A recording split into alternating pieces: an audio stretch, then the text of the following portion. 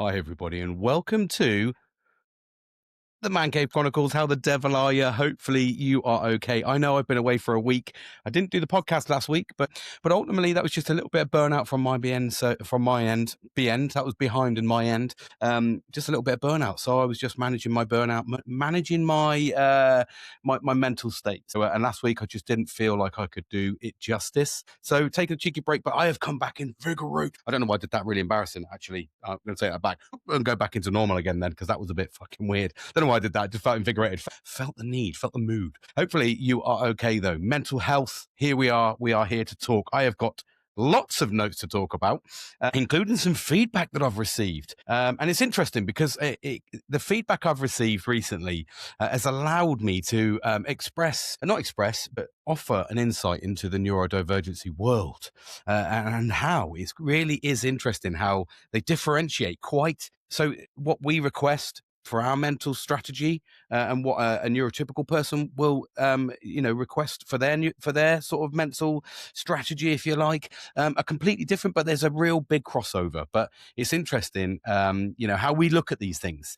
So we will be talking about that in abundance, but first off I want to say Merry Christmas, obviously, but I really want to put a message out there before we start anything talking about mental health or anything like that, breaking into what I want to discuss with you. It's an important part of this year.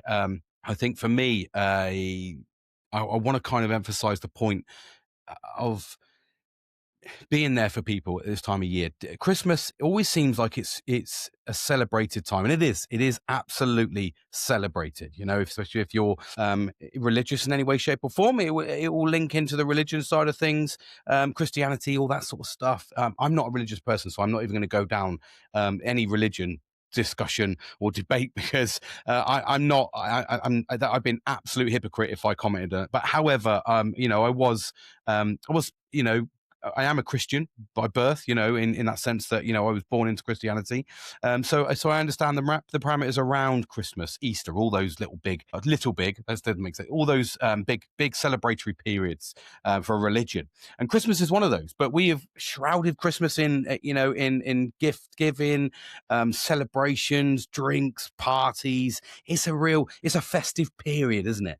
However, there is always a dark side to anything like this, and more so, really, more prevalent now over Christmas, because Christmas can be a very lonely time for the elderly, for anyone, single people, uh, single parents, whatever. There's lots of people out there that don't have anybody, and this is one of those periods where it's important to enjoy the festive period. It's important to relax and embrace the Christmas period for yourself, but also give a thought out for people that you may not, that may not be having the Christmas you think. I mean, I know on my side of the family, my granddad, my nan passed away a few years ago, so he inherently has Christmas around Christmas time on his own. He normally tries to get in with the family and stuff as best as he can, try and fit in. But again, we're a big family, so it's one of those ones where we all get together, but none of us really have the capacity to all get together. So it's important, and what we do in that situation is we invite them round. So and very much, I have my mother-in-law over on Christmas Day. She'll come over, we'll give her a full roast, and absolutely enjoy the festive Christmas period with her. So it's really, really important to do that. I think it's one of those things. It's okay to get wrapped up in the festive period, absolutely. And a lot of us, if you're like me, are looking forward to the festive period mainly because I want the break. I need the break.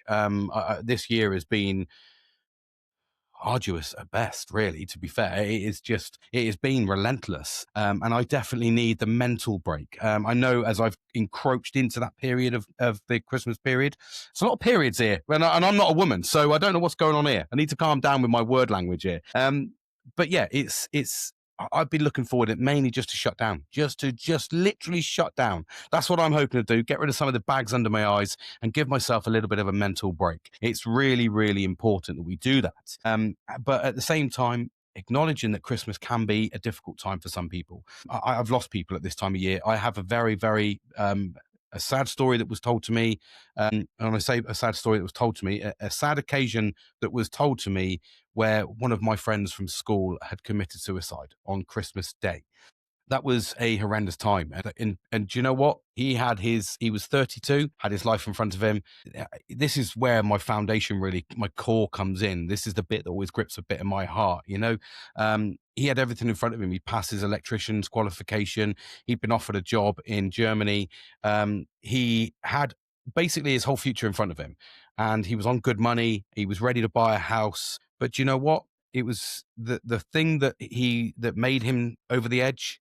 um, he was alone on Christmas Day, literally alone. And, you know, he committed suicide in a tragic, tragic way. And when people had come around to see him on Christmas afternoon, the deed had been done. It was the early hours of Christmas morning, and he didn't want to wake up. He'd left himself a note. He didn't want to wake up Christmas morning alone. And he wasn't alone. It's interesting how we say that, you know, and it's easy for me to say he wasn't alone. He could have reached out to any of us. We would have invited him around, gone out for a drink, or gone out to socialize, or gone around to see him, whatever. We would have made every effort if he'd have reached out. However, he didn't.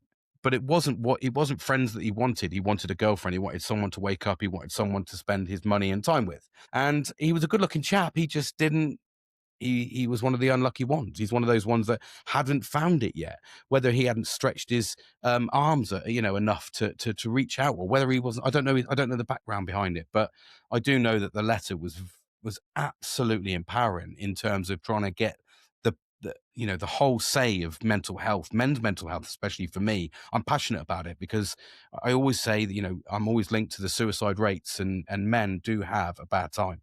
They have, and I'm not saying that women don't. Please, please, please do not think that I'm saying that. But mental health for men is absolutely horrendous this time of year, because some of us are single dads. Not me, fortunately, but there is single dads out there. There's, you know, there's people that want to be dads, there's want to be have girlfriends or boyfriends, whatever they want to do, and they don't have it.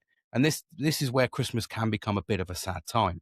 And I didn't mean to have this music playing on the background, as I was powerful in the background. I can hear it, but it is a powerful time, and I think that we need to do our bit for those people. um, do our bit for our friends, do our bit for our family. Make sure that we send a text message. If it's nothing else, send a text message to let them know you're thinking of them. That little text message, that voice note, that video clip. We've got social media now, is absolutely, there's no excuse to not send a video message, to not send a voice message, to not send a text message.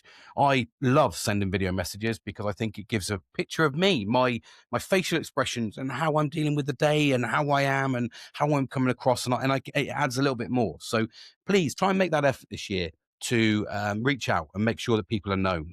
I do it every single year. Every year I message my whole contacts list in my phone. And I say happy Merry Christmas, and I say Happy New Year. So there's the two occasions I make sure that I do my social media bit, if you like, or my interaction. I make sure that I say to everybody, "How are you? Happy New Year. Hope you're having a good day." And I do it. And do you know what? I don't get messages back from everybody.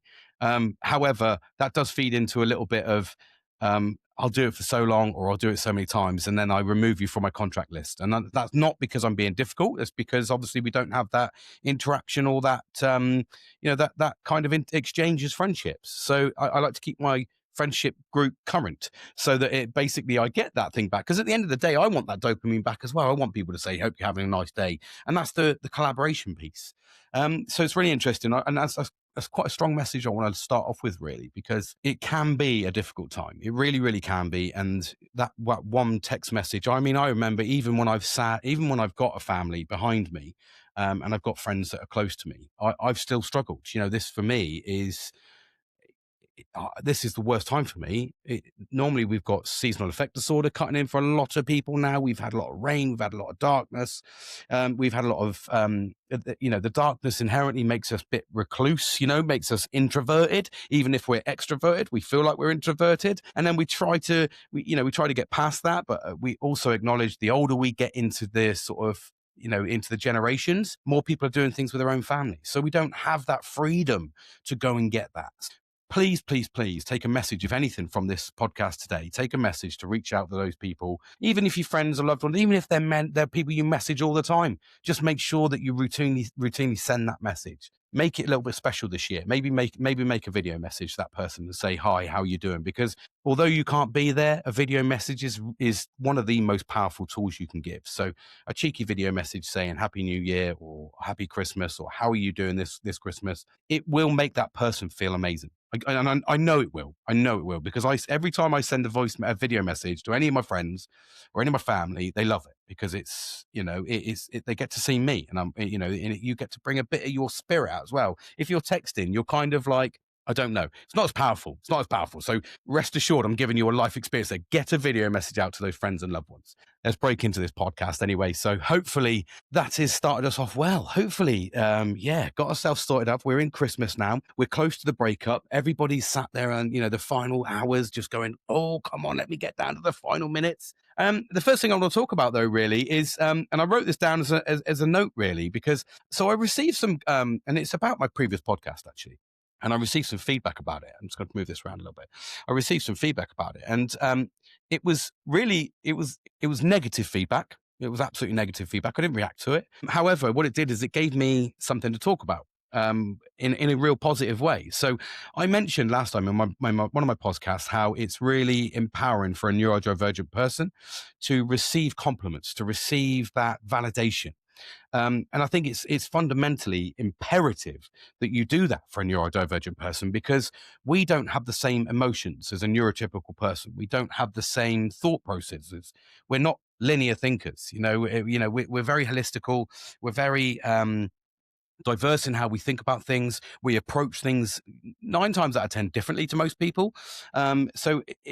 But that validation thing, that validation piece is so powerful for a neurodivergent person. It's unbelievable to get them to be able to work, be able to be happy, and to be able to enjoy their environment. That validation piece is really, really important. Now, I mentioned that, and I'm not going to go over it again, because it was a powerful piece. Check out my last podcast, but I talk very much about it, and I break into the whole spiel about how we don't get dopamine as ADHD. ADHD, we are redundant of dopamine, so we rely on the validation very, very, very much so to give us the dopamine to make us feel happy, to make us want to do it again. It's that reward mechanism. And I received a one-liner on my last podcast on YouTube, and the gentleman left on there, "You're not after validation; it's just your fucking ego."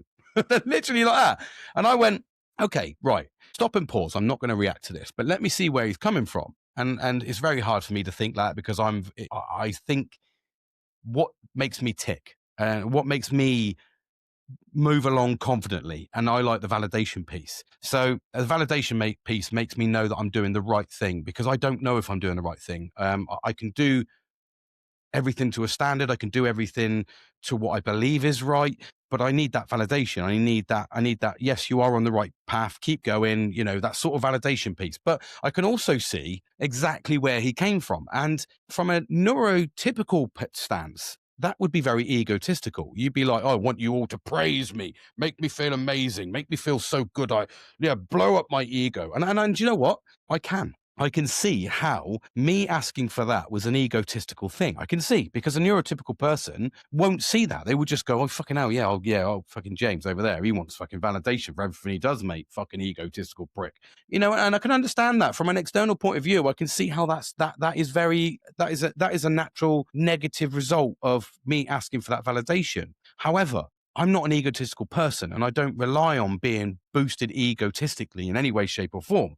I'm not an egomaniac. I don't really care. I don't do it to go, oh, look at me. Yes, 3 bags full, sir, because I'm only doing what I should be doing. But at the same time, we're in a world where we don't always get clear direction. How many times? I mean, you can be you can be neurotypical or neurodivergent, but you must acknowledge that a lot of the time we don't get that direction. So with a neurotypical person, and I apologize for using the way that I'm using this, because it will probably get a bit relentless. So I'll try and wrap it up as soon as I can. But a neurotypical person wouldn't see that. They would just be like, right, okay, well, yeah, thanks very much. Oh, I didn't get direction. And if they didn't get direction, they'll go to the point where they'll stop and they'll go, okay, well, I've done exactly what you said. So, what's your issue? Well, I want you to do this, this, and this. And 9 times out of 10, if you give the same direction, which is, say, limited, you give the same limited direction to a neurodivergent person, they will often fill the gaps. But that is more important, because they've looked holistically and picked up things that the neurotypical person wouldn't pick up, because we look a wider spectrum, and we come in from different angles, and that's hence the reason why our minds are completely different to a neurotypical person, because we think completely differently. But that validation piece keeps us going. It keeps us knowing we're on the right track, because I'm very much this thing. I have this this little ethos at work when I'm writing like standard operating procedures or anything like that, the boring stuff, but I enjoy it. I'm a bit sadistic like that. But if I'm writing a standard operating procedure, for instance, not to get too boring, but I will throw everything in it as much as I can detail wise, because it's easier to retract information than it is to try and input information and make that information fit around what you've already written. So if you write everything down, and this is where we all come in from a different angle, it's easier to go, actually, yeah, good point, but we need to change this a little bit. And you actually find you get a lot less changes, a lot less reviews and variations needed than you would if you just said, right, I've told you to go and do this. Right, okay, I've done, that's it. Yeah, okay. But I need a bit more meat on the bone. All right. Tell me what the meat on the bone is then, mate. And that's what a neurotypical person will say. Tell me what the meat on the bone you want, and I'll put it in words. So basically you have to do the work for them indirectly. Whereas a neurodivergent person would just go, oh, I wonder, because we overthink about every situation, and because our minds never stop, and we just keep fucking going, we are often often procrastinate as just a standard day. I'll naturally overthink everything as part of my day. It's so no scenario to us is a surprise, because I probably already overthought it. I've probably already gone in and gone, oh, I know my boss is going to go, he's fucking this with a bag of shit. So when he does give me the fucking boost up and the validation, I go, fucking hell. And that, do you know what that does? It floods with me with dopamine, because I was expecting a really shit response, and I've gone in and he's gone, fucking hell, that's absolutely fucking brilliant. And I've gone, oh, fucking great. What a fucking dopamine rush. I feel fucking excited. I'm going to come back and do this again because of the dopamine that gave me. So it's really interesting how, if you've got a very, very narrow minded mindset, which I find which I'm not going to be, I'm not trying to create a war between neurodivergent and neurotypical people, but neurotypical people are very narrow minded. They're very much, they are very linear. They will do exactly what you need. And there's certain situations where you need those people. You need people to be very direct. A lot of leaders are neurotypical because they are very linear. They are very, let's get this done, follow me. It's very direct. So it can be, for us, for a neurodivergent person, it can be very overwhelming because you can be very direct. But at the same time, in leadership, it's what you need. You need that direct decision. But what you always have, and this is the bit that gets me, and this is the bit that's often not seen, is behind a neurotypical leader is often a neurodivergent deputy. Now, that's a fucking thing. Have a think. Every neurotypical leader that you see in execs or leadership roles, if they normally have a neurodivergent sub deputy or someone that's close to them that will be helping them, because they'll do the holistical bit and make them think, oh, have you thought about this and this? They'll make them think about the scenarios. And then what will happen is you'll put those scenarios into bed. Like I had an experience last week at work, and I was asked a question about a certain situation at work, and then I needed to go and investigate it. So I went and investigated it. And then I looked at I problem solved what the issue was, came back and then just went, right, the issues are X, Y, and Z. But if the immediate problem is X, the long term, the quick win is Y, and Z is what you should be doing. You need to do this to undo all that and get it sorted. So my boss went in lieu of my proper boss, because he was off, came up and went, right, James, I listened to your Z. Z is done. Boom. Don't have to worry about X and Y. So not only did he have trust in me, which again is a natural validation and enjoyable validation to have your leader have trust in you and have trust in your opinion, but also you presented all three scenarios. Now, a neurotypical person would have probably gone over, investigated it, found the root cause and said, the root cause is this. Then the leader would have probably turned around and said, okay, well, what's the solutions? Well, I don't know. I need to go back again. So go back again. And they go, well, the solution is this. Okay, come back. Short-term solution is this. If we do this next week, we're going to get this resolved. Oh, okay. But how do we avoid doing that again? Okay, well, fucking hell, go back again. Oh, well, what we need to do is we've got a problem with this process and this process. We need to stand this process up. We need a bit more resource. Oh, okay. All right, so go back. Okay, long-term's this. All right, brilliant. So, but to get to that position takes a lot longer than a neurodivergent person that's gone across, found all the areas, come over and gone, X, Y, Z, that's what you need. That's what you ideally want to get to. If I was you, I'd do it, Z. We won't incur this problem again, and we can unpick the problem as we go along. Boom, job done. So I found it in quarter of the time of what a neurotypical person. Now, I'm not saying a neurotypical person is a bad person. Absolutely not. I am just being an advocate for my mindset. So I'm going to explain to you, the difference between them. So it's very rewarding to see your trust or see the trust in you, but we don't often get to the leadership role because we're not direct enough. We're also very holistic and very strategic as neurodivergents. So we can unpick things at lowest level quite quickly and get results quite quickly. So we're an absolute positive. But I did notice that chat when he put that down, and I sat back, and normally my go-to would have been, right, I'd have been a keyboard warrior. I'd have just gone, fuck you then, and I'd have absolutely torn into him. Decided not to, decided to take a step back and go, what does he mean by I'm egotistical? Now, I know what being an egomaniac is. So I kind of it was very easy for me to go, well, that's, and I'll often link things to people I think are egomaniacs and go, well, I think that's an egomaniac because they've done that. And I'm not in that category. Why does he think that? And then actually, when you unpick everything, you actually go, well, actually, it does sound like I'm being an egomaniac. I'm not, though. What I'm doing is I'm giving a tip and a hint on how to manage a neurodivergent person because we don't get the dopamine. The dopamine? We don't get the dopamine for it. So we rely on you to give us that boost. That boost is the dopamine. That's the bit that we're missing. That's the bit that keeps us going. If we don't receive that, we go on and on and on until we get to the point where we're like, well, I'm not getting the reward mechanism here. What do you mean? Well, this is just constant negativity. This is just constant fucking problems. I'm not getting to resolve anything. So I'm not getting a dopamine. If you're in an environment like I am, where you're in a very negative environment, I'm in contract management. So it's very negative. It's a fucking horrendous place to be. Everything is problems, problems, problems. And everything's a negative, negative, negative. And it's very argumentative. So I need the validation to keep going. Otherwise, if you don't, I'm going to go, this is a fucking hostile place to be. And I always say the autistic side of me says I need to complete the circle. So I need to complete that circle to feel happy. Now I know as the ADHD side of me that wants to get to that circle closure as quick as possible because it wants the dopamine fast. I have the autism side of me, which slows me down a little bit, makes me do it properly. I get a little bit of validation as I go along. And then when I get there, that's a little boost just to shut the ADHD up. And then boom, I get to complete the circle, full dopamine, full reward, happiness. That's where it is. It's very much why I try to understand this all the time. Why have I never felt this before? But the thing is I used to be a painter. I used to spray aircraft, and I've told you this before in previous podcasts. So again, please listen if you've not got up to speed, but happy to catch up. I'll give you a quick summary. I used to paint aircraft. Now, the dopamine reward was huge in that trade. Huge, because you had dopamine from turning a shitty old beaten up piece of aircraft panel, which is multi-million pound, thousands and thousands of pounds worth of aircraft panel, but it'd been knocked around, it's been to wherever it's been.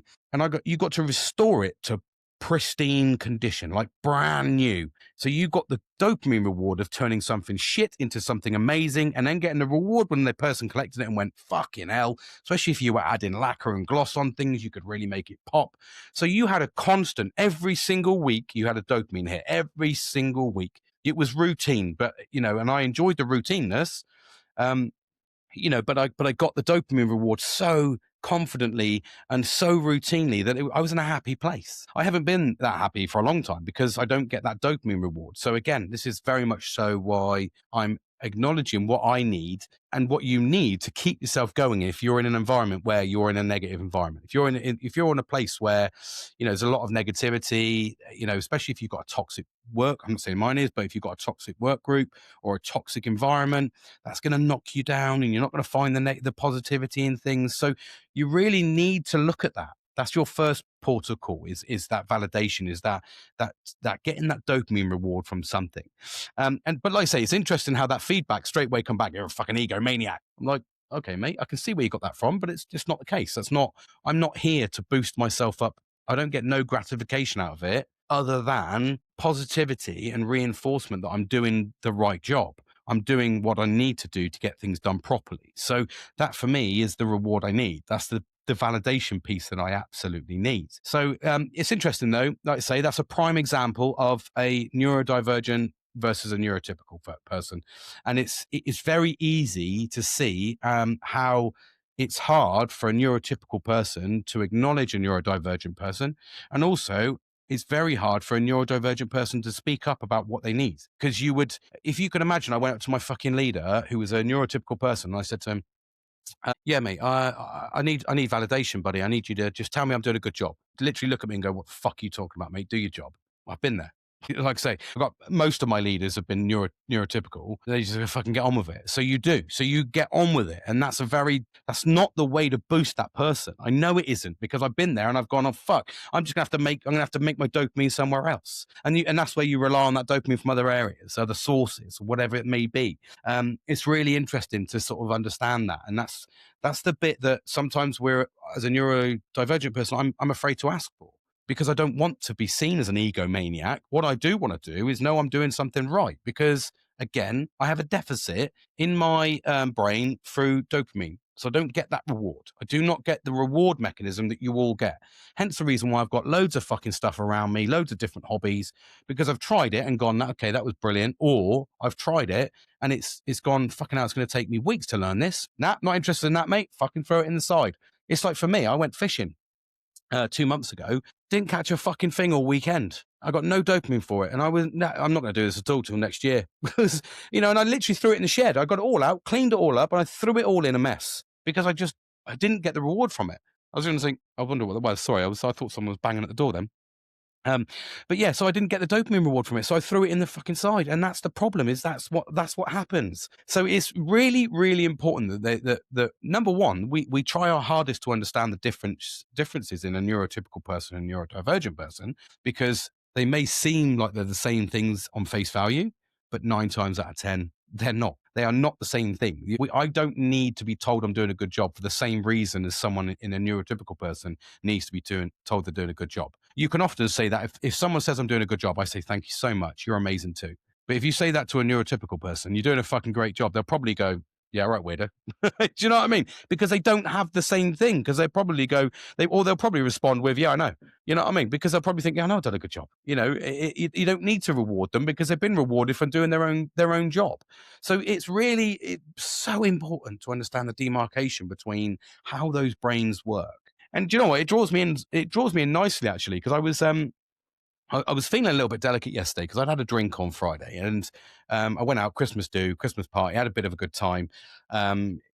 It was good, but I was trying to look at the correlation between alcohol and, again, how I felt. And I've been thinking about this quite a bit because I've stopped drinking. I used to drink quite a bit. I used to drink, like say, a liter of gin and about fucking 10 to 15 beers every weekend. So every weekend from Thursday to Friday. From Thursday to Sunday. And some people will probably say they're rookie numbers. You need to fucking pump them up. I wouldn't. I would say they're extreme numbers for me. And I went into a phase for about fucking 3 or 4 years where I was drinking constantly, and I went up to about 17 stone in weight. I was just drinking, eating, no cares, drinking. I wasn't drinking for any other reason, and I've been researching quite a bit on what is the correlation between neurodivergent or ADHD and, again, the addictive personality that we have. And it's really interesting because when I was drinking, before I was drinking on Friday night, I was a bit anxious during the day. So during the day, I was a bit like, I don't want to go out, I'm not interested, don't want to fucking see people. I kind of went into I've planned this, and I've planned it when I was excited, basically. And then I carried on, I procrastinated about all day, and then basically my mate turned around and said, I'll be there in half an hour. I was like, fuck. And it became real. So I was cleaning and everything else, kind of waiting to go sort of chin the night off and say, just fucking stay here and we'll have a drink here. It didn't go that way. Basically, it got to the point where he came in and he went, right, are you going to be ready? And I was like, yes, give me 15 minutes. I'll get ready. But the noise that I'd had in my head all day and the anxiety that I probably suffered a little bit during the day all came to it's as soon as I started drinking, everything settled and I started focusing on just living in the moment. And it made me realize when the correlation between alcohol and ADHD is quite huge, because I don't get the same symptoms or the same I don't get the same response from drink, drugs, and things like caffeine than a neurotypical person gets. I don't get that. And anyone with ADHD will probably tell you if they take a stimulant like caffeine or anything like that, sort of a stimulant drug or even alcohol, it doesn't tend to give us the same results. We don't tend to get absolutely pissed if we drink. We don't tend to get really fucking high, or we don't tend to get really jittery and fucking like on the go if we have caffeine. What it actually does, and very much so when I'm drinking, when I used to drink the odd, when I used to drink energy drinks, I don't now, I'm all about the water. But when I used to drink energy drinks, I was very much, I would drink it and feel very sleepy. It has the complete opposite effect with ADHD. All of the stimulants do. Any stimulant, whether it's drug, drinks, whatever it'll be, you don't have the same results. I can drink and drink and drink and drink and drink, and I genuinely can. Anyone asks me, I can keep drinking. I don't get pissed. My mind never fully lets go. It never fully switches off. Part of my brain will always stay compos mentis. Not enough to, jump behind a fucking car and, drive like some people think they can do. But it does. It's very much a complete. So all I do is when I drink, and this is what sort of came to fruition, as I realized when I was drinking to calm down. I was drinking to slow everything down and basically be able to sleep. And because I would live on if I didn't drink, I would get about 4 hours of sleep a day. And I would live on that, and I can live on 4 hours of sleep a day. And normally round about 5 hours now, I'm at about 5 hours. So I normally go to sleep about 12 o'clock. I normally wake up about 6. Then at the weekend, when I know I can lie in and don't have to stress, completely and utterly, that goes out the window. I'll go to bed at 2 and I'll fucking wake up at fucking 9, 10 o'clock in the morning, sorry. But I usually get a certain routine amount of sleep.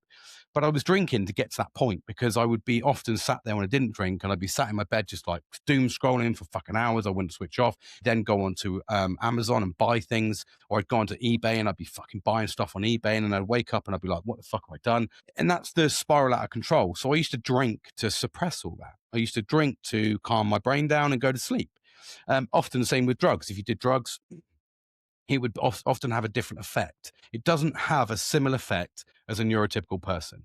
And I know that because, well, I say I know that. I know that really confidently. But what I'm saying, my experience is I've seen that. Like my best friend, he's neurotypical to the fucking hill. He drinks, he gets absolutely smashed. That's him. He gets smashed and he's fucking stumbling all over the place. And he's ready to relax. He's a very relaxed person. Absolutely standalone neurotypical person. This is why I'm drawn to those opposites. Same as my wife, she's an absolutely neurotypical person. You could almost describe them both as a little bit sort of vanilla, if you like, if you want to put a thing. They do what they need to do. They're happy in their little shells. They're happy in their little environments. They don't need lots of dopamine reward because their body produces dopamine naturally. So they get happy and content with what's around them. They get happy and content. Like my best friend, he's absolutely soul content with playing games because he gets to immerse himself into that world. I don't immerse myself into that world. I'll play a game and how do I get to the end? How do I get the reward for completing it? And I got addicted to Xbox purely because of the achievement system.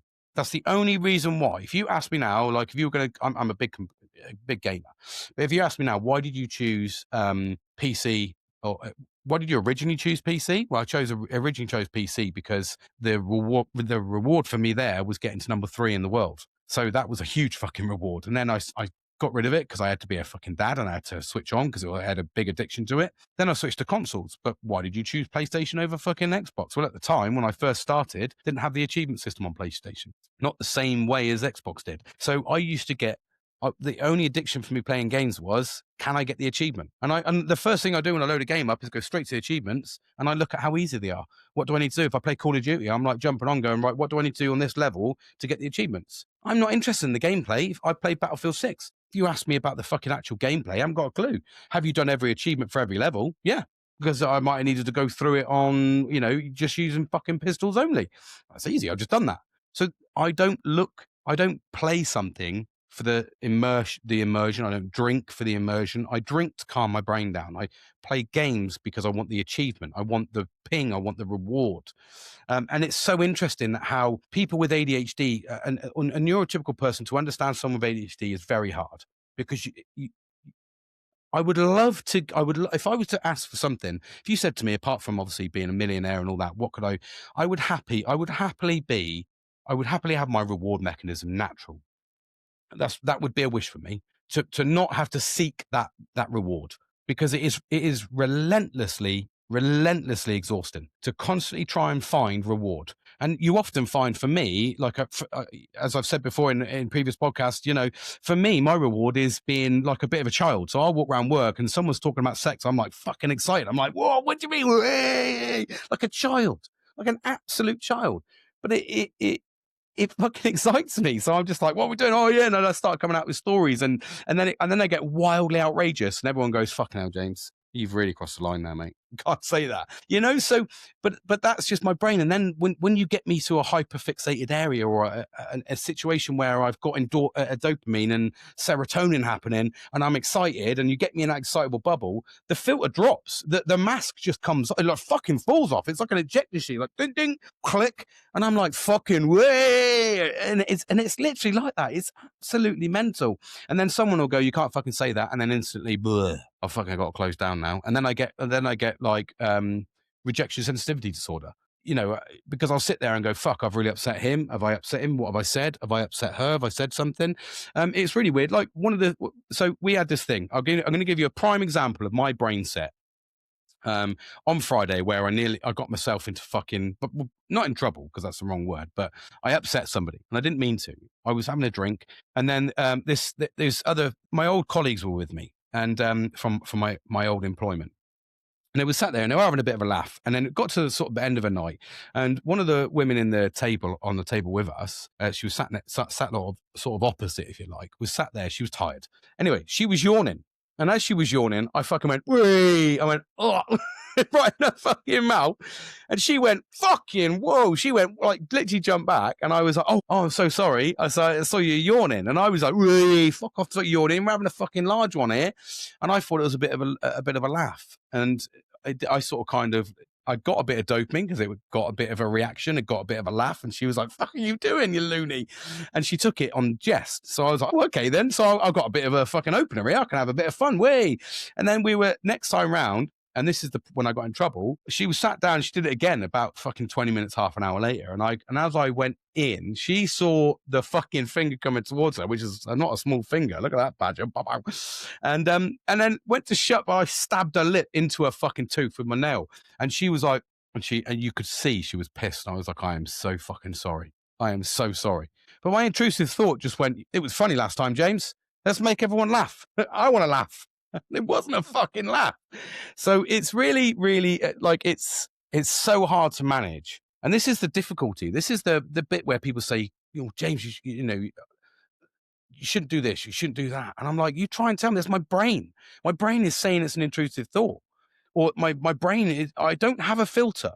I don't have emotion. And if I see something's coming up as dopamine, I'm going to fucking chase that shit down. It was like someone was on the phone the other day and I was on an open shop floor, like an open shop floor plate, if you like, or an open floor plate. And I was sat there with my cans on, I had my noise cancelling earphones on because I can't hear everybody because I tune into too many conversations. So I got them. But what I don't realize is because I'm quite loud,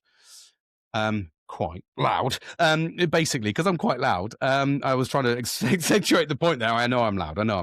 My boss actually come over, my group, my team leader come over and literally lifted my cans out and went, "James, you're being really loud."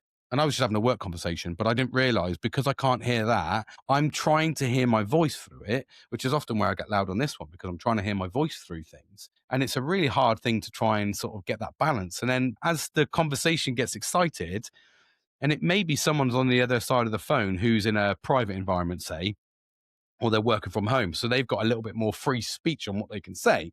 And then I'll sit there and I'll be like, "Oh, but I won't realize where I am." I'll just go, "That's fucking hilarious. We need to fucking say this. This is fucking brilliant. Let's do this now." And then I say it and I'm like, "Oh, fuck, I didn't realize where I was. I'm in the shit." So really, really important that people understand there is no fucking filter there. There's no filter. But back to the alcohol. Yes, it's important. And I think for me, I've seen it more and more now because I stopped drinking. And like I say, Friday for me, I went out, got drunk, woke up Saturday morning, had a bit of a hangover. But I thought to myself, do you know what? The juice wasn't worth the squeeze then because, again, I don't get drunk. So I ended up with a hangover on the next day, but I wasn't pissed. I wasn't drunk. I didn't let go. I was just, I had a good time, but the juice wasn't worth the squeeze for me. So I was kind of sat there going, fucking hell, what a waste of a Saturday now. And then I started getting worse throughout the day. So but for me, that was just that again, that was the validation I needed, that drink doesn't do that for me. So, why do I need to spend that money and spend that time when drink doesn't do that for me? So absolutely fundamental that do you know what, I think I'm sort of a bit proud really that I've understood the correlation. Proud because I'm going to say it, the positive, but add a positive spin to my brain. Rightly so, we all know that, but at the end of the day, I always go back. You never hear the phrase, you never hear a good time start with, let's have a salad, do you? Do you know what I mean? You never hear a good time go, let's have a salad. You always say, let's have a fucking tequila. Now I know the good times are rolling in. Do you know what I mean? So it's interesting, but it's all about moderation, I think. I think for me, the enjoyable bit, although the juice wasn't worth the squeeze on Friday, I did enjoy it, so to speak. I could have probably cut my alcohol back a little bit. Again, that's the problem. When I start drinking, it's like fucking blah, blah, I just keep going because there's no off limit for me. Because again, I don't get reward from drinking. I don't get drunk. What the positive effect that alcohol has on me is it calms me down, it makes my mind calm down, it makes me live in the moment. So that becomes a bit of an addiction for me because I get to live in the moment and then go home and I don't have to sit there at night and go, fuck, I've got this to do, that to do, that to do. I just literally hit the pillow and I'm out. So again, the reward is a calmer mind, which is, again, that's an addictive thing because I'm not used to it. My brain is 110% all the time. So it's really, really, really important that we do that. So, and I think if you were on your journey through alcoholism, if you were taking alcohol or you were thinking to yourself, should I be drinking alcohol? Try not drinking alcohol. Absolutely try not drinking alcohol. Try having, lemonade or whatever like that instead, or an orange juice and an OJ and lemonade or something like that. Something a bit more refreshing. Because I guarantee you won't get the hangover. I mean, like I said, the huge downside to drink is the next day. For me, that's the bit that scares me. It's not the going out, it's not the drinking, because I say it's an addiction. You have a calm mind, you're gonna have a good night's sleep. So there's lots of these things, but it's the next day because we feel emotion so intense. My mate got up the next day, again, neurotypical person, woke up the next day and said he'll have a couple of beers in the day to level his head and a couple of beers at night. And then he'd be fine. I'm like, no, mate, I'm fucking suicidal. I don't want to fucking touch drink. And I do, because the next day my emotions are so low and I've got absolutely no dopamine, no energy, no reward, no nothing, and I can't get up to go and get the reward because I'm fucking exhausted and I'm tired and I'm fucking hungover. So the only reward then is eating sugary and heavy spicy foods, which again, you put on weight, you feel shit. So it's a vicious cycle. You've got to watch that. And then you put on weight and then you feel shit about your weight. So do you see what I mean? It's a constant, you have to manage. It's all about moderation. Moderation's key for everything. And I think that if you can get the moderation right and enjoy it, it does become an enjoyable experience then.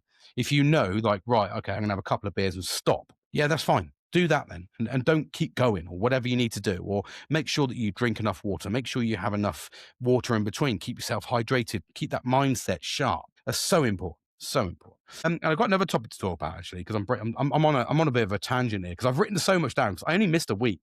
But I had this thing. Where is it? The feedback. No, that's one of the that's it. I saw this quote. That's the bit I'm looking for. I saw this quote, and I think it's really, really. The reason I want to share this quote is because it resonated so heavily with me that I hope it will resonate with some of you. And it's mainly to do with the ADHD. So if you know ADHD, we're very reactive. We don't feel emotion. So when we do feel emotion, it's like it's like a light switch, so it's on or off. So it's extreme anger or extreme love or extreme sadness or extreme happiness. There is no, like, you don't go, huh, yeah, that's nice. It'll either be hysterical or it won't be hysterical. It'll either make you really fucking angry or it won't. It'll either make you extremely sad or it won't. It's like I don't think about things. I mentioned in my last podcast how the feeling of emotion is it's so intense that because we don't feel it, again, we get dopamine off the extremities of it. So if I feel extreme anger, that I get a rush of adrenaline that rush of adrenaline from the anger makes me like go, yeah, there's obviously repercussions to this, but the anger, just the adrenaline, the shakes, my eyes go fucking like huge, pupils. I get huge amount of adrenaline, huge amount of fucking serotonin because I'm like, fucking yeah, which is why I chase arguments. Same as like extreme love. The reason I feel extreme love is because I'll go in and I'll love really fucking hard. And then ultimately but that love can never sustain that pace. You can't sustain that pace of love, of being extremely in love. It's too overwhelming. So you'll get with someone with ADHD, you'll get someone come in and they'll be like, I love you, fucking right. It'll be amazing. It'll be raunchy. It'll be exciting. There'll be drink involved. There'll be partying involved. And then all of a sudden it'll just fucking crash. And you're like, as the person on the other side of the fucking fence is probably going, wow, where's that gone? And it'd be because I'm like, I've done everything I can now. I'm bored and I'll move on. The same as extreme sadness. You know, I recall now, I recall losing a dog. I lost one of my dogs. I had to have him put down. And I remember putting him down. I had extreme sadness. Like I fucking cried my eyes out. I wanted him back. I told the vet to put him, like inject him, make him come back alive. They were like, no, can't do that. We've put the thing in him. I just wanted him back. I was like, fuck it. I'm taking him with me now and I'll fucking get him alive. That's where I was. But they turned around to me and they went, no, we can't. And then I walked out. I cried in the thing. I walked out. I paid. I went home, and all the family cried. I didn't cry because I'd done my crying. I got in the car and I went and picked my mum up from the airport from a holiday, and then drove all the way back. Didn't say a word. Walked through the house. About 3 hours later, this was, and then I had another little cry because I walked in the house and then the emotion became reality because I wasn't doing something, and then that was it. And then I never even gave it a second thought. And that's the thing, you see. And I talk about how with ADHD, I don't miss people. It's because I don't get that. You're not giving that thing, isn't that thing, that purpose, that people, that person, whatever it may be, that animal, whatever. It's not giving me dopamine for me to feel like I miss it or I'm activated. So that's a huge negative. That's horrible. It's horrible to live on that side of the fence, really, because I don't get that emotion. You'll either get, and this is why you'll either get with me, an extreme fucking anger or extreme happiness. There's no plateau. I don't walk around, you know, because everyone says to me, why the fuck do you walk? You walk around like you're on a mission, James, at work. And I'm like, probably because I am. And if I walk with assertiveness, it makes me feel happy. It makes me feel like I'm doing something. So my brain goes, right, we've got to do this, James. Let's go. And that's how I work. That's how I operate. Extremities. But that's emotionally exhausting. That is absolutely horrendous. To try and manage that is absolutely horrendous. So it's, you know, it's hugely, hugely important to understand that. And I need to share the quote with you. I didn't share the quote with you. And this is what this is. And this feeds into it. It's only a short little sentence. It says, nobody triggers your reaction. You choose to be triggered and allow your mind to confirm it. Now, I'll say that again, just a bit slower because now I've got the gist of it. Nobody triggers your reaction. You choose to be triggered and allow your mind to confirm it. That's an interesting one, isn't it? Because as an ADHD person, I don't choose. I don't choose to be reactive. I know I am reactive, but it happens so fucking quickly that I don't get a choice. But the flood of dopamine from an angry situation is so quick that even if I'm bored, if I'm bored, I will look for that dopamine. I would go, okay, if I'm going to go over and I'm going to annoy that person, or I'm going to fucking jab that person, or I'm going to, it's me dopamine hunting. I'm mining for that fucking shit places. But it's interesting how we say here, nobody triggers your reaction. And what I mean by that, and this is where I think I'm trying to develop myself, I think. So, and the reason I've saved this quote is because I want to develop myself even further. And what I'm trying to do at the moment is, if I feel reactive to a situation, I try to say, as soon as I know, because I know that chemical imbalance and I know what that trigger point is for me. As soon as I feel that, I go, stop. And that is an instant word that says, why am I stopping? Okay, why am I stopping? And then I'm trying to train my brain. I'm trying to acknowledge, and this is the importance of understanding what the diagnosis of ADHD or autism or whatever your diagnosis is to you. What are you doing about it? Because that's the key part. What are you doing about it? Now, I'm on a lifelong journey. I'm trying to understand things. I'm trying to understand how to better manage my place. So I'm a better person to be around is one of the things. And also I'm more constructive to society. And also I enjoy life. They're all big hitters for me. But everybody at work says, oh, this year, especially this year, first year, I was like a rabbit in the headlights. Everyone was like, you're so reactive. And I was. It was a new experience, a new job, knew everything. And I just was like fucking rabbit in the headlights. I'm 2 years in almost now, and I've calmed right down because everything's just quite easy. I know who to go to for results, etc., etc. So I've kind of mapped my way around. Now there's a negative behind that. This is where life gets boring because I've done all the hard work. I know who to go to. So it's now just quick wins. Like, oh, fucking, and then it becomes routine. You're like, fuck off, couldn't be arsed.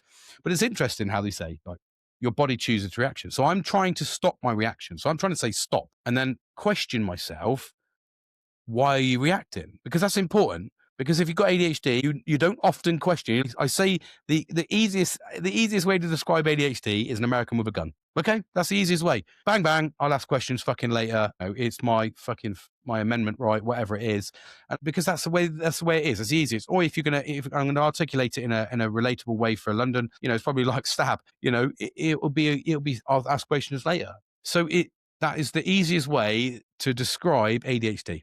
I will punch someone and then ask why I punched that someone later. So you can't go around society like that, obviously. Can't go around fucking punching people, stabbing people, shooting people. So you've got to try and understand why you're doing it. So it's really interesting. So I'm learning to try and say, stop. What does the stop mean? So the first trigger, if I ever feel an emotion where I'm going to write an email or I'm going to phone someone or I'm going to get up and walk towards somebody to go and have an argument, I'll say to myself, stop. And instantly, I've already instilled into my mind 3 months learned habit. Remember that 3 months learned habit. I've been instilling it routinely, which is why I'm getting better at managing my emotions, is because I sit there and I say stop. And then I ask myself, why have you said stop in this situation, James? Because my brain will instantly go, you said stop. Why have you said stop? What have you said stop for? I was getting dopamine here. I was poised. What's happening? And then I'll be in the other end of my mind. I'll go, right, you were going to do because someone's made you angry because they've said this. Why have they said this? Go and ask them for a bit of clarity on why they said this. What did they mean by this? Was it a personal attack? Have you done something wrong? So I start asking myself questions. And in that time of asking myself questions from the reaction, I've already slowed my heartbeat down because I've started asking myself brain. So I put my brain into cognitive mode, and I've asked my brain to start asking myself questions and answering them. So I've taken away the reactive element of my brain that just goes, fuck off. I've taken that away and I've gone, like, you need to apply some logic to this. Why are you angry? And what that does is sometimes it slows me down. It's not a perfect science. There's sometimes where I've gone, no, I need to fucking get this sorted now. And I have been in situations very recently where I've gone, he said fucking what? Well, fuck me. I'm going to go and have a fucking chinwag with that bastard. And I will. And I'll go and have a chat with that person. Actually, one of the saving graces, and I realized this, was my boss. I went round to a situation and I was very angry about the situation and how it happened. And he asked me, he could see probably from my face, because I'm quite easy to tell if I'm in a bad mood. And he went, "You're okay. You look like you're a bit stressed," he said. And I said, "No." And I explained the situation. He goes, "Don't worry about that. I'll deal with it now." And I went over. Now he's a neurodivergent, undiagnosed, but I diagnosed him 2 years ago, and it's coming to fruition. The guy's finally fucking actually sort of waking up to the fact that he's got ADHD. But he's interesting because he reads me and he understands, and he'll sort that out and he'll calm me down, rather than somebody that I go to and go, yeah, let's do it together. We'll have him together. He won't. He'll be like, no, leave it with me. I'll sort it out. And then in this particular situation, both of them came round to me and I explained it to him. I said, well, I think you're wrong, mate. You're saying this, but here's the facts. And he was like, I didn't see those facts. I was like, exactly, but you didn't ask me. You've just kind of gone off on a tangent and had a negative word against me. So let's resolve this. And then, my boss was like, yeah, no, sort it out. And we all sorted it out together and we got it resolved. But that's the only time where I've reacted quite quickly and not been able to calm myself down. And that was basically because somebody was talking badly about me and in unjustified way. So, and I had enough evidence to say contrary to what was being said behind my back. Naturally, I'm going to defend myself, but I normally would defend myself by going, right, you fucking dickhead. If you got a fucking problem, because if you have, let's fucking resolve it. Whereas normally let's be a bit more a bit more adult about this and go, actually, I do believe I've got some evidence right there. But so nobody triggers your reaction. I trigger my reaction. I do trigger my reaction. I don't get as much there's not much trigger point between fucking firing on mine. It's a very sensitive trigger. So it takes a lot to stop me quickly. So that's why I'm trying to instill this stop word, because when you say stop, it's one of those assertive words that normally means, driving, stop. You will stop at a junction, fucking whatever it be, walking towards a cliff, stop, you will stop. So you like to think you will anyway. Don't know why you use that as a term. It's interesting how stop is a powerful word for us as humans. So I say instantly, when I'm about to say something, I say the word stop in my head, even, or even if it's out loud, I just go stop. And it's a trigger for me. It might seem outside if someone heard me saying it. What the fuck is he saying stop for? It's a trigger for me to start asking myself questions about why I'm now in a hypersensitive situation. And I want to try and dull that back, try and get the heartbeat back to normal. And then I'll start, a lot of the time, what's really, really good for those situations, very much so, is deep breathing. So I'll very much be in a situation where I'll be like, stop. And then I'll start asking myself questions, and then I'll revert back to, 5 seconds in, 5 seconds out, or whatever it is. I think it's 3 in, 3 out. I don't know which one I use, but it's one of those. I just do it naturally. I don't even count. I just literally go to a certain pace. But there is a thing. I think Calm app teaches you to do that. There's an app that actually does. You can breathe in and breathe out to a certain rhythm, and it actually helps you bring yourself back down to normality. I do that inadvertently now because I'm keen to learn about myself. Really, I'm keen to make myself a better person. I'm keen not to be, on the fucking cusp of going to prison. To be perfectly honest, but so I'm trying to calm my reactive nature down, trying to make myself a little bit calmer. And then you choose to be triggered. Well, you do. So, and that's the bit that I feed into there. I choose to be triggered. So if I don't say stop, and inadvertently in my 20s and 30s, I never said stop. I just fucking kept going and got myself into trouble because I would end up in an argumentative situation, or I'd end up in an eruptive situation. I'm trying to find that thing. Or I'd end up in a situation where, there was a scrap or whatever there may be. I'd always be in a situation because I never said stop. So I allowed myself to be reactive to that situation. I didn't walk away. I went, no, I'm here to fucking sort this out. It may, most of the time, wasn't even my situation to be sorting out, but I would be jumping in because I would see dopamine from it. And then it says, and allow your mind to confirm it. And that's a key part there as well. They're all key parts there, big pillars in like, nobody triggers your reaction. You choose to be triggered, and then you allow your mind to confirm it. So all of that is on you. If you say, so nobody triggers your reaction. No, I've said stop. I'm not allowing myself to be triggered. I chose to be triggered. No, I'm not going to be triggered. So I'm validating that. I'm saying, no, I'm not going to be triggered. And then I'm allowing my mind to confirm it. Confirm it, James. You are not going to allow yourself to be triggered. And by confirming it, I'll ask myself questions. What's made me angry? Can I resolve this in a mutual way? Can I resolve this in a less argumentative way? Do you know what I mean? Whatever it may be. So for me, all three of those, by saying stop, confirming I'm not going to choose to be triggered by this, and then asking myself questions, I'm slowing my heartbeat down. I'm incorporating breathing. I'm now slowing my breathing down. All of those three things are because I've chose to take the opposite of what would normally happen. So if I had ADHD, nobody triggers it. Damn fucking right nobody triggers it. I fucking triggered it, and I'm going to fucking sort this bastard out. You choose to be triggered. Damn right I'm going to be triggered. I'm fucking livid with this. This just fucking made me real angry. Mind to confirm it. Absolutely, confirm it. Let's fucking go. Bang! You see what I mean? All of those, because of my mindset, I chose to let my mind do the work for me. And then I sit there and I go like that. I wouldn't be like that because I can't. I've not got the rotatory cuffs for it. So it'd be like, I'm fucking locked up, mate. And then they go to me, why'd you do it? I don't know, mate, dopamine. That's not an excuse. It's not an excuse I can use. It's not a valid excuse. So in these situations, I've turned the way I would react to something in a different way. And by that, I mean, I'm not going to trigger. I'm not going to allow this. I'm going to say stop. I'm going to choose to be triggered. I don't want to be triggered by this because I know there's repercussions to this. I'm a fucking father and a husband, and I've got responsibilities. I need to sort myself out. There's repercussions if I carry on with this anger channel that I'm on right now. And I'm not going to allow my mind to confirm it, because if I allow my mind to confirm it, that's it. I've validated it. I've confirmed it. I'm ready to go in. And then what happens then is it's a cloud. It's a horrible place to be, because I sit there and then I'm either sat there and I've fucking punched someone, or I've shouted at someone, or I've undone a relationship, or I pushed someone away. There's nothing positive out of it at all. It is absolutely horrendous. And I think that for me, that is the bit that I'm trying to understand. That's the bit that I'm trying to, I always say, If you've been diagnosed or you're on the path to being diagnosed, what are you doing about the diagnosis? Don't just sit there and say, I've got ADHD, here's my letter, here's my prescription. Because a prescription will help you to a degree, it does calm you a little bit. And the letter is a letter to say you've been through the process, which is more than most people do. So kudos if you have done that. But what does that diagnosis mean to you? It's got to, the bit that it's got to mean is that you're willing to do something about it. Don't just sit there and expect society to commend and work for you. You've got to work for society. So you've got to find a way of working for society by finding a job that stimulates you mentally is the most important thing. Then by controlling your mentality and learning and understanding about yourself, what triggers you, what makes you angry. Like, I know there's certain situations that make me angry. There's also certain situations that don't make me angry, but if I'm in them, I can choose that they could make me angry.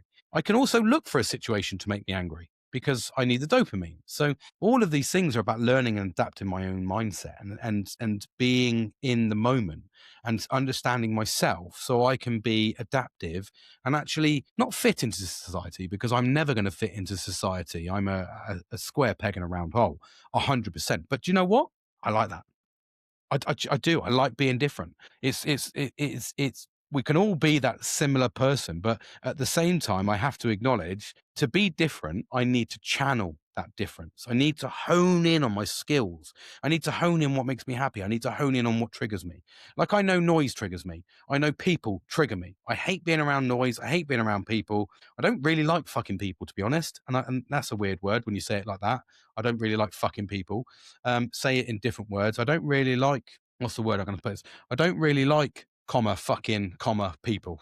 I think it's the easiest way to say it, but I don't. I'm not a fan. But then at the same time, I know that I need it, because sometimes I need that socialization. Sometimes I need it. Sometimes I need to get out there and experience and understand people. But then there's a moderation piece, and I'm quick to step away from that. But I'm not quick to step away from the way I react to certain situations. So that's a development zone for me. That's what I'm trying to do. So that's where I've instilled this: stop, confirm it, make sure you're not, I'm not going to validate that. Yeah, I'm not going to validate. And then ask myself questions, bring my heart rate down, incorporate breathing, make myself feel a little bit more in the moment, bring it down. You watch that fog lift off your eyes when you start breathing and you start asking yourself logical questions, how you change. I see I'm on ADHD forums, and you see so many people going, how do you manage work? I can't. I've had 40 jobs in the last fucking 10 years. Well, that's on you then. Sorry, but it's on you, because clearly you're not making the efforts to fit into society. Now, society's not going to fit into you, because neurodivergency, if that's the word, I think it is, being neurodivergent is the minority. We are a minority. So, albeit you would see Labour saying we're all being there's an overdiagnosis of it. There's not an overdiagnosis of it at all. We are just more acutely aware of what the symptoms are, and also you've got to understand that there's a window of anywhere between 2000 that wasn't diagnosed. In fact, probably later than that. I'd probably say 2005, maybe even encroaching on 2010. Those people, I'd probably say 2005 actually. Anything before 2005, you would have been missed. 1996, I left school. So for me, there's absolutely no chance. And I've just gone into work, routine, military, fucking doing as much excitement as I can, doing stupid sports, getting myself into a lot of trouble, until all of a sudden I went, fucking hell, something wrong here, mate. And then I got diagnosed with it. And I was like, right, let's fucking do this then. What do I need to do to make this better? What do I need to do to understand myself? And I think that's the key part. You see too many people that go around and want to be diagnosed. And I always say to them, what does a diagnosis mean to you? Because if it means just being a label and walking around with a label on your head, you're the problem. If it's understanding your label, what you want to be classed as, so I'm neurodivergent, yeah, that's brilliant. What does that mean to me? Well, that means in certain situations, I'm going to be triggered. Certain situations, I'm going to be upset and annoyed. I need to give myself socializing, but in moderation. I need to give myself routine because of the autism side of me. I need to give myself routine, but at the same time, I need spontaneity. So all of these things, differentiating factors, I think it's a bit harder for me, because if you're double diagnosed in that sense, one is fighting against the other. So it's really hard to be able to keep both sides happy. But I'm learning, and adapting. And what I'm actually finding, if anything, is I'm learning to try and calm my ADHD down, because that's the bit that I've never learnt. I've never had support with. I've never had been medicated for. I just winged life. And you sit there and I told someone a story on Friday when I was talking about it, and we were talking about, have you ever been arrested? And I was like, yes. And they were like, well, how did you get clearance? And I was like, what do you mean? I was like, it was nothing. It was misdemeanor, if you like, because it's a minor thing. But I was like, yeah, because I was always in trouble. But that's because I was undiagnosed. The way I reacted in situations, there was no filter. There's no filtration system. I can tell you stories where, as a neurotypical person, you just would not do that. Do you know what I mean? It's like there was a situation at work, and we were talking about something, we were having a conversation, but because I didn't have a filter on, because the conversation was exciting to me, I would put myself in, and I would say things that you'd be like, "You can't say that, James. That's not acceptable." And I'm not talking about racism or anything like that. I'm just talking about, sexual innuendos, but just as a laugh, a bit of banter. But for me, I'm like, I get excited about it. But in the neurotypical world, it can be perceived as what you're doing. Like, I'm a big hugger. I fucking love hugging people. So I'm walking around hugging all the time. How are you, man? Fucking come in. I love it. It's embrace. You don't realize the emotional correlation between the endorphins and the dopamine you get from having a cuddle from somebody. You're like, come here. So for me, I cuddle everybody. But a neurotypical person, I've met them, and you go to cuddle them, and they're like, fuck off, mate. You don't touch me, brother. So it's really, really interesting. Really interesting. Anyway, I'm going to wrap it up there, because I was actually going to start mentally going into a little preparation for what I'm going to talk about next week. So that was a little sort of a snippet, a hint. I'm going to have a quick sit and I'll talk about the correlation. I think next time I'm going to be talking very much about the correlation between neurodivergent people attracting other neurodivergent people in our little social network. And it's really easy how you can see those people, and you are attracted to those people normally for the excitement side of things, and how a lot of the time a neurotypical person will try to relate with a neurodivergent, and because we're exciting and stuff like that, and we sort of, we think holistically. Like I said, we're outside the box. We're very much outside the box thinkers. We don't think in a siloed approach. We're very much like, pull them in, we'll just do this, let's get it right. Let's get it right first time. Anyway, I'm not going to see. I was getting excited about that already, but that's for the next episode. For the next episode, Dr. Dre. So yeah, hopefully, like I said, I'm going to wrap up. Merry Christmas. Please, please, please do me a favor. Actually, let's set ourselves a little goal. Make sure you send a little video note to someone over Christmas. Little video, Merry Christmas to them, and see the reaction you get back. And hopefully you may even get one back. Send a little Merry Christmas, Happy New Year, make them feel good. Maybe someone that you've not spoke to in a while, maybe reach out to them and say hello and see how they are. A little check-in. This is one of those times of the year that we forget really what Christmas is about.